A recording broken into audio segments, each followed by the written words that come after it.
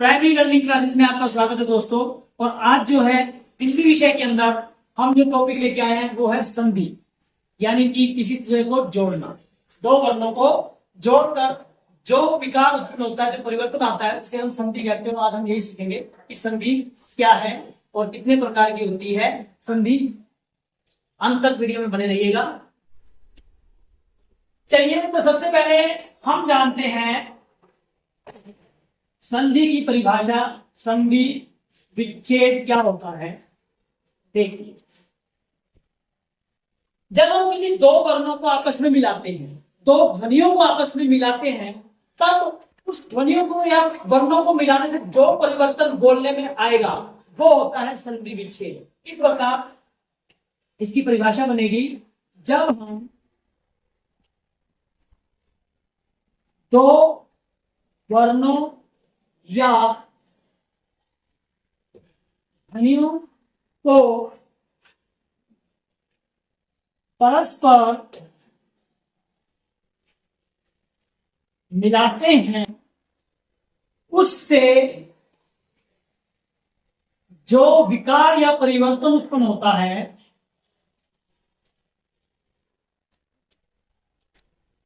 जो विकार या परिवर्तन आता है, वह ही संधि विच्छेद कहलाता है।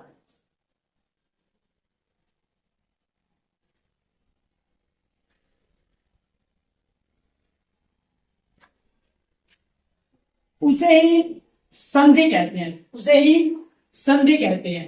अब ये संधि जो है कई प्रकार के होते हैं, संधि विच्छेद कई प्रकार का है। देखिए, संधि के भेद देखिए कौन कौन से होंगे, यानी कि संधि के कितने प्रकार हैं। नंबर 1 है स्वर संधि,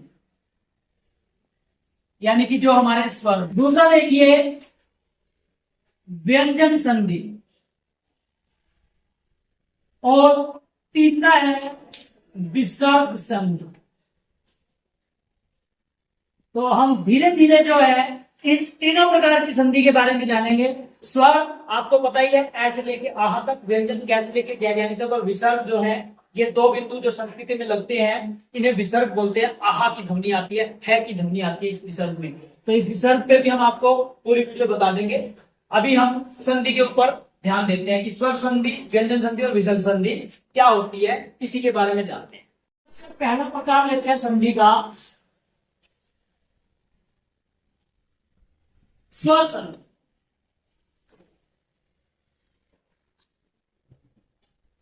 जो दो स्वरों से मिलकर बनती हैं, दो वर्ण हमारे स्वर हैं, और वो स्वर क्या करते हैं, जब आपस में जुड़ते हैं तो उनका अर्थ और जो है अब शब्द जो है अलग प्रकार का बनता है, वो स्वर संधि होता है। देखिए, हमारे जो है हिंदी वर्णमाला में 11 स्वर होते हैं, ऐसे लेके आहा तक। और जब ये स्वर आपस में मिलते हैं तब जो है स्वर संधि का रूप लेते हैं, और जो नया शब्द बनता है, जो नए शब्द में विकार आता है, वो इस संधि के कारण आता है। जैसे हमारा पहला वर्ण ए और दूसरा वर्ण भी अगर आ, इन दोनों को मिलाने के बाद क्या विकार आएगा, जो भी विकार आता है वो हम स्वर संधि के अंदर लाते हैं। यानी कि जितने भी हमारे स्वर हैं, ऐसे लेके आहा तक, आपस में जब दो स्वर मिलते हैं, आपस में दो स्वर मिलेंगे, तब जो शब्द बन रहा है और वो जो विकार आ रहा है वो स्वर संधि में आता है। तो देखिए इस प्रकार। अब देखिए, मैंने दो स्वर लिए हैं, ए लिया है और आ लिया है।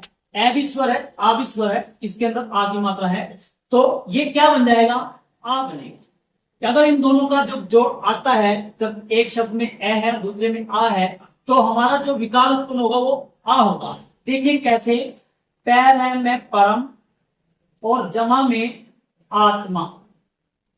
जब हम इन दोनों शब्दों को जोड़ेंगे तो वो क्या लिखा जाएगा, पर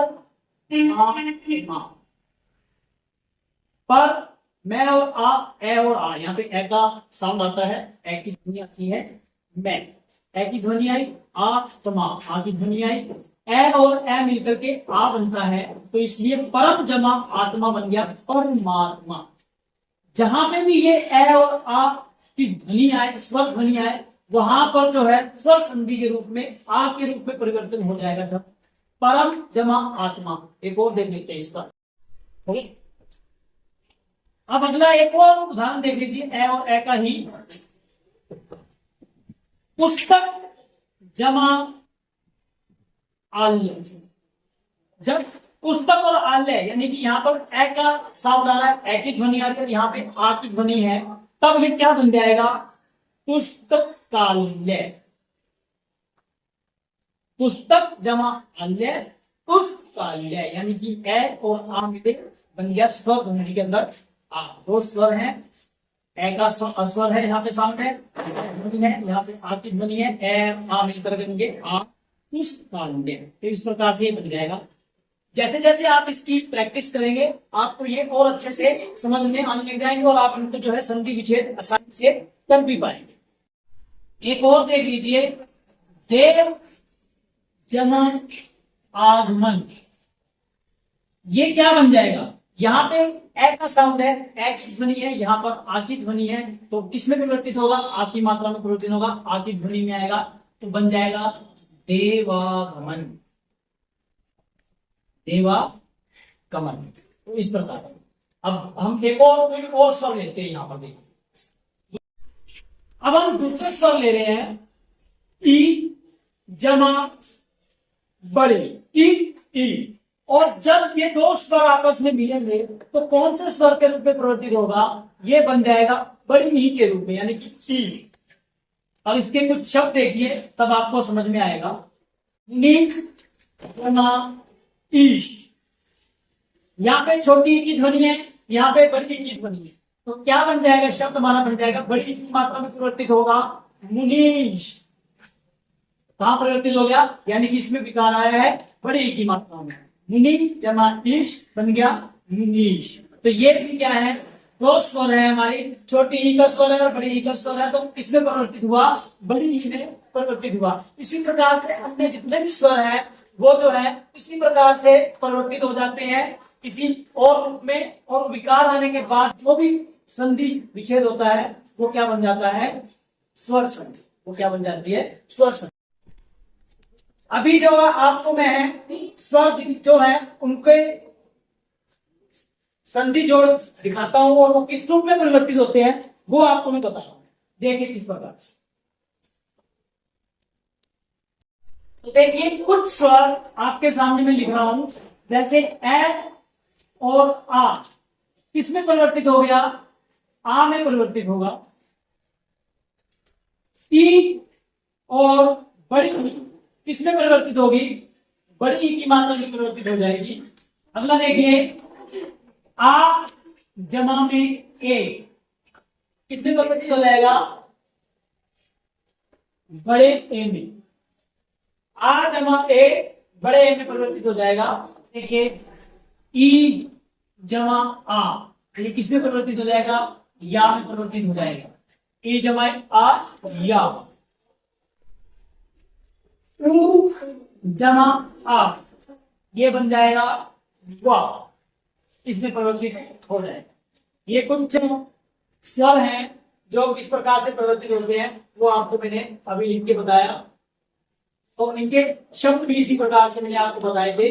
स्वर संधि यानी कि संधि विच्छेद आपको जो है इसके अंदर समझ में आ जाएगा। आगे स्वर संधि के भी बहुत सारे भाग हैं जो आपको मैं आने वाले वीडियो में समझा दूंगा।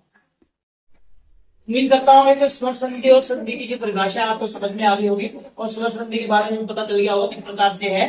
तो आगे आने वाले वीडियो में हम इसको कंटिन्यू रखेंगे। जिसने ये चैनल अब तक सब्सक्राइब नहीं किया कृपया चैनल सब्सक्राइब कर लीजिए। आपके एक सब्सक्राइब और लाइक से जो है हमारा हौसला बढ़ता है कि हम ऐसी वीडियो और आपके लिए बनाएं। धन्यवाद।